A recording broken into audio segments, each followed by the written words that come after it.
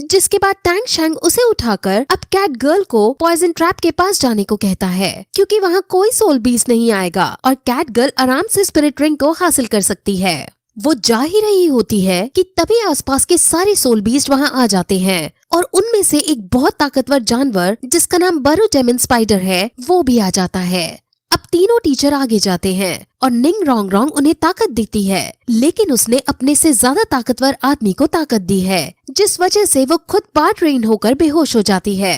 अब इस बीच टैंग शैंग और बाकी सबको मौका मिल जाता है और वो पॉइजन ट्रैप के अंदर आ जाते हैं और अब ये तीनों योद्धा भी अंदर आ जाते हैं। अब टैंग शैंग उन सभी को अपना एक एक हिडन वेपन देता है, जिसका यूज करके वो इन सोल बीस्ट को मार सकते थे। अब इन्हें कैट गर्ल के लिए स्पिरिट रिंग मिल चुकी थी और अब इन्हें निंग रोंग रोंग के लिए स्पिरिट रिंग ढूंढनी थी, इसलिए सभी टीचर्स अब बाहर जाकर एक और बीस्ट को मारने का डिसाइड करते हैं और वो एक डिफेंसिव स्ट्रेंथ के बीस्ट को ढूंढकर उस पर अटैक कर देते हैं। लेकिन वो बीस्ट बहुत शक्तिशाली था, जिस वजह से वो जीत नहीं पा रहे थे। लेकिन तभी अर्लोंग सबसे आगे चली जाती है और उसे गुस्से में आकर वो अकेले ही उस बीस्ट पर अटैक कर देती है और बीस्ट बेहोश हो जाता है। अब बारी टैंग शैंग की आती है और ग्रैंड मास्टर जब उसे पूछते हैं कि तुम्हें कौन सा सोल बीस्ट चाहिए, तो टैंग शैंग बरोडेमन स्पाइडर की मांग करता है। ये सुनकर सब चौंक जाते हैं, क्योंकि बरोडेमन स्पाइडर हद से ज्यादा ओल्ड थी और टैंग शैंग इतना भी शक्तिशाली नहीं है कि वो इसको एब्जॉर्ब कर पाए, इसलिए ग्रैंड मास्टर वगैरह सब मना करने लगते हैं। जीवू भी वहाँ आती है और उन्हें बताती है कि अगर टैंग शैंग ने इसको एब्जॉर्ब किया तो उसे सोल शॉक भी लग सकता है और ये इसकी वजह से पागल भी हो सकता है। लेकिन अब भी टैंग शैंग इसी सोल बीस्ट को लेना चाहता था और वो उन्हें समझाता है कि पॉइजन मास्टर के पास मैंने कई सारी हर्ब्स को सीखा है और उनको खाया है, जिस वजह से मैं एब्जॉर्ब करने में माहिर हो चुका हूँ और अब मेरे पास फायर आइस का वो हर्ब भी है जहाँ मैं अपनी इस एनर्जी को स्टोर कर सकूँ। अब ये सुनकर जीवू समझ जाती है कि टैंग शैंग हमारी बात नहीं मानेगा, इसलिए अब जीवू सिर्फ इतना कहती है कि अगर टैंग शैंग मर गया तो जीवू टैंग शैंग के साथ आत्महत्या कर लेगी। अब टैंग शैंग की इस दलील को सुनकर सभी टीचर्स भी एग्री हो जाते हैं और अब टीचर्स बरोडेमन स्पाइडर को मारने का डिसाइड करते हैं और अब सभी एक साथ हिडन वेपन का यूज करके उसे पकड़ने की कोशिश करते हैं। लेकिन बरोडेमन स्पाइडर अपना जाल बुनकर उनसे बच जाती है, इसलिए अब डीन आगे जाकर उस पर अपनी सोल पावर का यूज करते हुए फाइट करता है, लेकिन वो कुछ हद तक सोल बीस्ट के सामने कमजोर पड़ रहा होता है, जिस वजह से अब टैंग शैंग जीवू को खुशबू वाला फ्लावर देकर खुद बीस्ट से लड़ने जाता है और उस पर अटैक करता है। वहीं दूसरे लोग जो जीवू और बाकी सबके साथ यहाँ से दूर जा रहे थे, उन पर ह्यूमन स्पाइडर डेमन हमला कर देती है। जीवू और बाकी सब उससे अब फाइट करने की कोशिश करते हैं। वही टैंग शैंग और डीन साथ मिलकर सोल पावर और हिडन वेपन का यूज करते हुए फाइनली बरोडेमन स्पाइडर को हरा देते हैं और उसे बेहोश करके बाकियों के पास लाने लगते हैं। लेकिन वहां पहुंचकर टैंग शैंग देखता है कि ह्यूमन स्पाइडर डेमन जीवू से फाइट कर रहा है और जीवू बहुत कमजोर पड़ रही है। अब टैंग शैंग उससे फाइट करने जाने लगता है, लेकिन इतने में ह्यूमन स्पाइडर डेमन जीवू को एक डंक मार देती है, जिस वजह से जीवू बेहोश हो जाती है। अब जीवू को घायल देखकर अर्लोंग बहुत ज्यादा गुस्से में आ जाती है और वो तुरंत ह्यूमन स्पाइडर डेमन पर अटैक कर देती है और उसे एक ही बार में घायल कर देती है।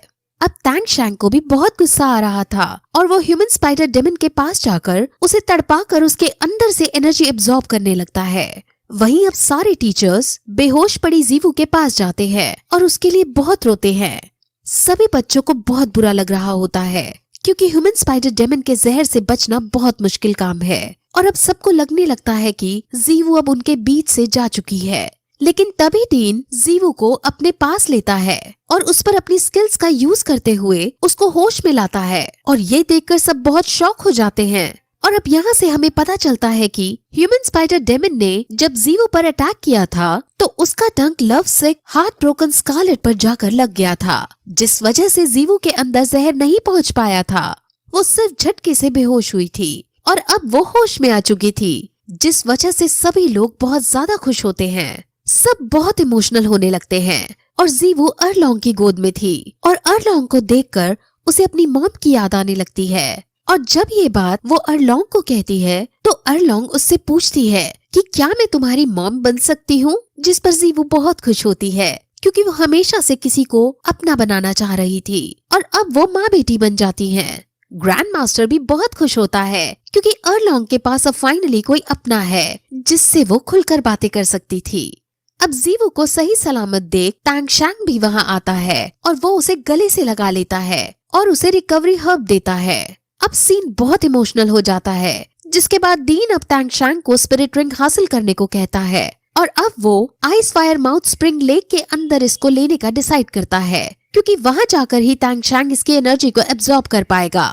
वो सबसे उस जगह पर आने के लिए मना कर देता है क्योंकि वो जगह खतरनाक थी और सभी को यहाँ रहने को कहता है। फिर टैंग शैंग बरो डेमन स्पाइडर को मारकर उसे अपने साथ पॉइजन मास्टर की उसी केव में ले जाता है जहाँ वो 6 महीने रहा था। वो ice fire mouth spring lake के अंदर इसको लेने का डिसाइड करता है क्योंकि वहाँ जाकर ही टैंग शैंग इसकी एनर्जी को एब्जॉर्ब कर पाएगा। अब वहाँ वो मेडिटेट करने लगता है और स्पिरिट रिंग को एब्जॉर्ब करता है और अब जैसे ही एनर्जी अनस्टेबल होने लगती है वैसे ही उसको अपने टीचर, अपने दोस्त सब दिखने लगते हैं और अब उसे पेन होने लगता है, इसलिए वो लेक में डुबकी लगा देता है। उसे बहुत स्ट्रगल करना पड़ रहा होता है। वहीं हम ग्रैंड मास्टर को देखते हैं जो दुखी बैठा था और तभी वहाँ डीन आकर उससे कहता है कि तुम अर्लोंग को और ज्यादा दुख नहीं दोगे, तुम उसके पास जाओगे और तुम दोनों साथ रहोगे। जिस पर ग्रैंड मास्टर मना कर देता है क्योंकि समाज उन्हें कभी स्वीकार नहीं करेगा। लेकिन डीन उसे एक आइडिया देता है और कहता है कि तुम लोग मेंटली लेवल पर एक दूसरे के साथ हो जाओ और शादी मत करो, यानी लिव इन रिलेशनशिप में रह लो। और ये आइडिया ग्रैंड मास्टर को बहुत अच्छा लगता है क्योंकि इससे समाज को उनके बीच के संबंध के बारे में पता नहीं चलेगा। वहीं हम जीवू को देखते हैं जो टैंग शैंग के लिए चिंतित हो रही थी क्योंकि वो अभी तक नहीं आया था और वो सब टैंग शैंग का वेट कर ही रहे थे कि तभी वहाँ ग्रैंड मास्टर आ जाते हैं और वो अर्लोंग के पास जाकर उसे गले से लगा लेता है। अर्लोंग इस लम्हे का 20 साल से इंतजार कर रही थी और अब जाकर ये पूरा हुआ है, जिस वजह से वो बहुत खुश होती है और वहाँ खड़े बच्चे भी उनको देखकर खुश होते हैं। ये सीन बहुत रोमांटिक हो जाता है और अब ग्रैंड मास्टर ये कसम खाता है कि वो कभी अर्लोंग को छोड़कर नहीं जाएगा। वही जीवू जो टैंग शैंग के ना आने से चिंतित हो रही थी, अर्लोंग उसे समझाती है और उसे सहारा देती है। जीवू और टैंग शैंग दोनों बचपन के पल जो उन्होंने एक दूसरे के साथ बिताए थे उनको याद करती है और टैंग शैंग अब मेडिटेट करके आँख खोल लेता